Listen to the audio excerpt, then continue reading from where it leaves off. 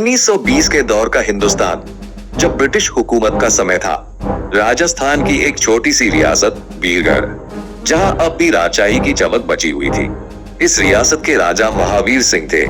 राजकुमार देवव्रत सिंह, जो एक निडर और विद्रोही विचारों वाला राजकुमार था, उनकी प्रेमिका राजकुमारी जोया बेगम, जो दिलेर और सुशिक्षित नवाब खानदान की बेटी थी। राजकुमार देवव्रत ने पहली बार राजसी महल में एक जलसे के दौरान जोया को देखा था।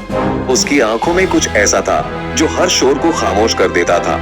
वह कुरान और गीता दोनों को बराबरी से जानती थी और किताबों की शौकीन थी।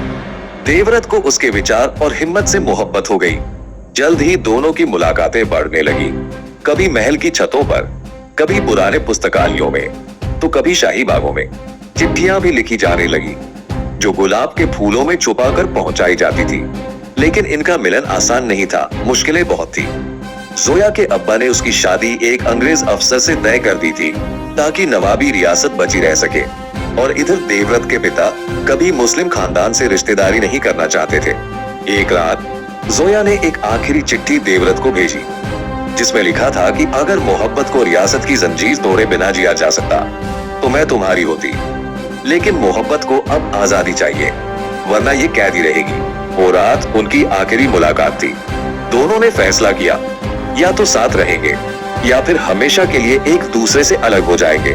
दोनों ने रियासत छोड़ने की योजना बनाई, लेकिन उनका रास्ता बंद कर दिया गया। जोया को महल में कैद कर दिया गया और देवव्रत को सैनिकों से पकड़वा दिया गया। मगर देवव्रत भाग निकला। उसने एक योजना बनाई।